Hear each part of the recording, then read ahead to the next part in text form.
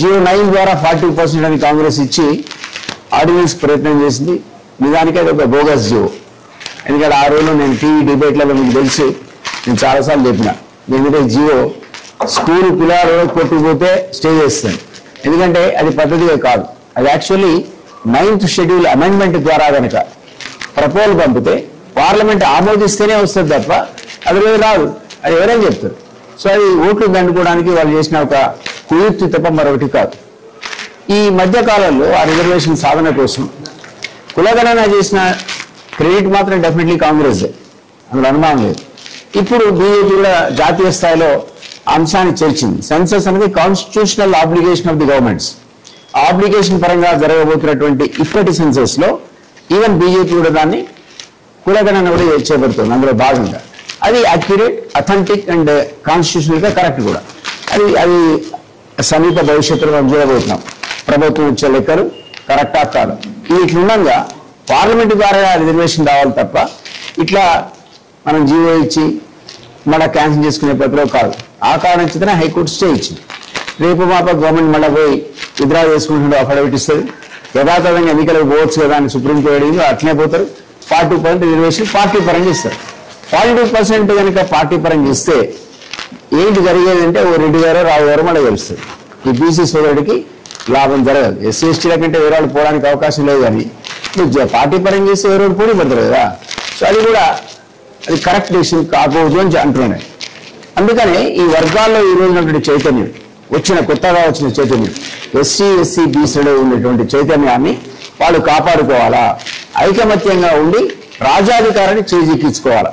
దానికి unfortunate elections రాగానే వీళ్ళందరూ కూడా మళ్ళీ పార్టీల వారీగా విడిపోతారు, ఈ కులాల వారీగా విడిపోతారు.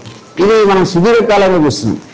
దాన్ని వాడుకొని డివైడ్ అండ్ రూల్ పాలసీలో అగ్రవర్ణాలే 15% లోపల ఉన్న వాళ్ళు ఇప్పటిదాకా అధికారం చెలాయించారు. ఇది పోవాలి అంటే ఈ వర్గాల్లో వచ్చిన చైతన్యం అనేది నీరు ఆడకుండా జారిపోకుండా ఉండాలి. ఇది లక్ష్యంగా పెట్టుకోరు. నేను ఆల్రెడీ నేను 70 years మీ తెలుసు, నేను వరంగల్ కాబట్టి నా గురించి వినుంటారు, చూసుంటారు. 2 terms ఎమ్మెల్సీ గ్రాడ్యుయేట్గా ప్రజలను ఆదరించిన ఉద్యమకాలంలో తీవ్రంగా పనిచేసిన సంగతి మీకు తెలుసు. విమలకతో టఫ్ నడిపిన. సో ఇప్పుడు నాకేమి ఒక ఆయన అడిగింది అనుకున్న, ఎస్సీ ఎస్టీ బీసీల చైతన్యం నీకెందుకు సార్, నువ్వు బాపనుడు కదా. నేనన్నా నేను ఎమ్మెల్యే పోటీ చేసేది లేదు, ఎంపీ చేసేది లేదు. ఈ వర్గాల చైతన్యాన్ని జారిపోకుండా నీరు కాకుండా నేను కూడా నాకు ఉన్నటువంటి అవకాశాన్ని శక్తిని వాడుకొని చైతన్యపరచడంలో తప్పేంటి. అందులో ఆర్ఎల్డీ పార్టీ ఒక సామాజిక చైతన్యం ఉన్నటువంటి గతంలో ఇంతమంది చెప్పినట్టు 100% సీట్లు ఇచ్చిన పార్టీ ఈ వర్గాలకు. మళ్ళీ అట్లా ఇస్తాం.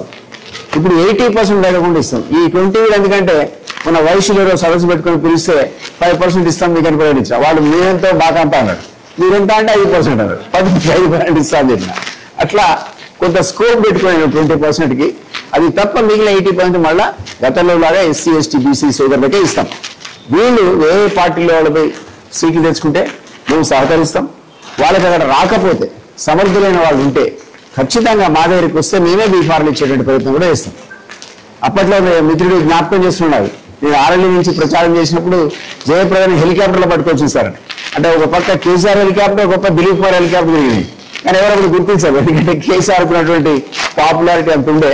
మేము ఎంత కష్టపడ్డా మాకు అంత 20 మందికి బీఫార్లు ఇచ్చినా ఆయన కులమైన ఆయన ఉంటే ఓళ్ళకి 500, ఓళ్ళకి 200, ఓళ్ళకి 2000, అందరికంటే ఎక్కువ 3000 వచ్చినాయి మునుగోళ్ళ పద్మశాలి మిత్రుడు. సో అది ఇప్పుడు లేదు. ఇప్పుడు చాలా కాన్షియస్ అయింది.